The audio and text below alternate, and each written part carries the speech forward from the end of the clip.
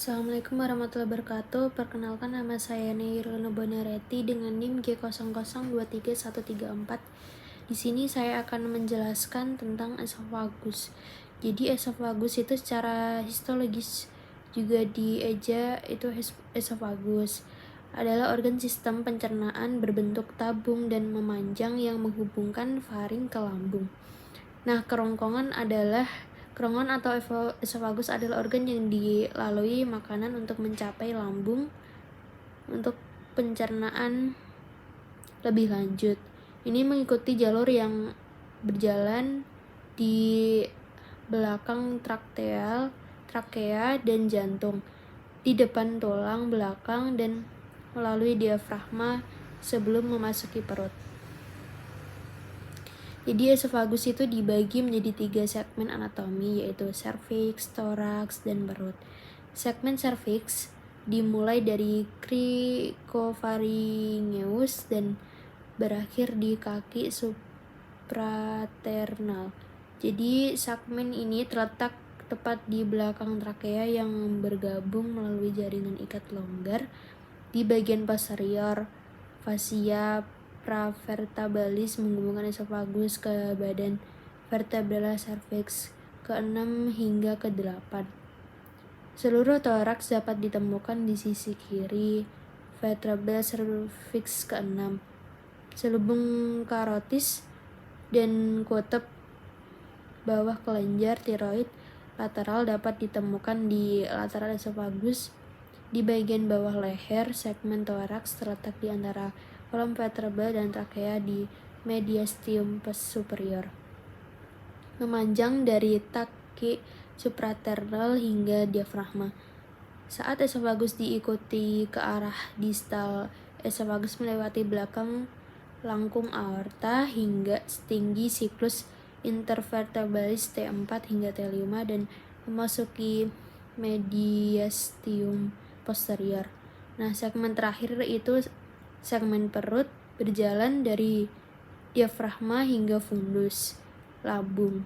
Segmen ini turun dan melewati krus kanan diafragma sehingga setinggi vertebra toraks 10 dan masuk ke kardia lambung setinggi vertebra toraks ke-11.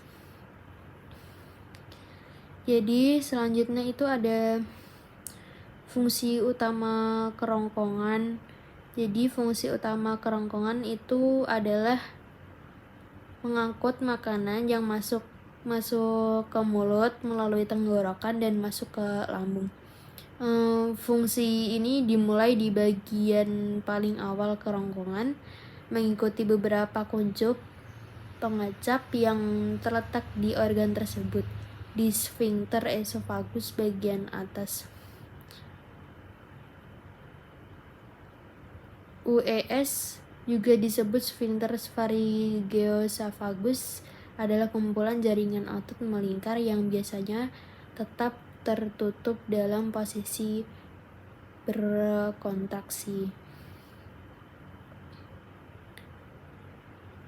Terus selanjutnya itu ada gaster. Gaster itu fungsi utama lambung termasuk menyimpan sementara makanan dan pencernaan kimia dan mekanis makanan parsial. Bagian atas perut, yaitu kardia, tubuh, dan fundus, rileks saat makanan masuk untuk memungkinkan perut menahan peningkatan jumlah makanan. Bagian bawah perut berkontraksi dengan cara berirama, pencernaan mekanis, untuk membantu pemecahan makanan dan pencampuran dengan jus perut, pencernaan kimia, yang juga berfungsi untuk mencegah makanan dan menyimpan campuran yang disebut chyme pada titik pencernaan ini untuk pencernaan lebih lanjut dengan intervasi sekitar 20 detik. Nah, gelombang pencampuran dihasilkan yang meningkatkan dengan intensitas saat mencapai bagian bawah perut. Dengan setiap gelombang, sphincter pylorus memungkinkan sejumlah kecil chyme yang cukup dicairkan atau dipecahkan ke dalam usus kecil seperti yang dapat ditangani dan diatur oleh duodenum. Nah, jus perut adalah cairan yang secara alami dikeluarkan oleh bagian fundus lambung untuk tujuan kimia pencernaan dan termasuk asam klorida atau HCl dan enzim pepsin. Jadi, selain HCl, lambung juga menghasilkan faktor intrinsik dalam sel parietalnya. Faktor intrinsik yang diproduksi pada tahap pencernaan ini mungkin penyerapan vitamin B12, kobalamin yang kemudian dari hari di usus kecil. Produksi faktor intrinsik sangat penting karena vitamin B12 memainkan peran penting dalam produksi sel darah merah dan fundus neurologis. Nah, di sini ada gambarnya. Gambar dari gaster, ada fundusnya, ada esofagus, greater, terus ada pylorus, ada badinya. Terus untuk neurovaskulasasi esofagus dan gaster, untuk esofagus itu bagian setengah proksimal atau oral divaskularisasi oleh tiroidea inferior. Esofagus bagian setengah 1/3 medial divaskularisasi oleh cabang dari aorta descendens dan arteri brachialis. Esofagus bagian 1/3 distal atau anal divaskularisasi oleh oesophageales dan gastrik sinistra dan venica inferior. Untuk yang vaskularisasi gaster itu berasal dari arteri gastrika sinistra yang berasal dari tractus coeliacus.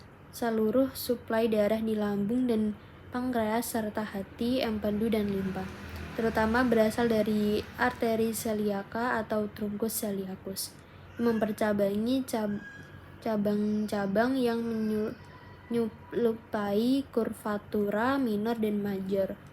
Dua cabang arteri yang penting dalam klinis antara arteri gastroduodenalis dan arteri pancreaticoduodenalis atau retroduodenalis yang berjalan sepanjang bulbus posterior duodenum. Terus untuk ulkus pada dinding posterior duodenum dapat mengerosi arteri ini dan menyebabkan terjadi perdarahan. Darah vena dari lambung dan duodenum serta yang berasal dari pankreas, limpa, dan bagian lain saluran gastrointestinal berjalan ke hati melalui vena portal. Sekian penjelasan dari saya. Terima kasih.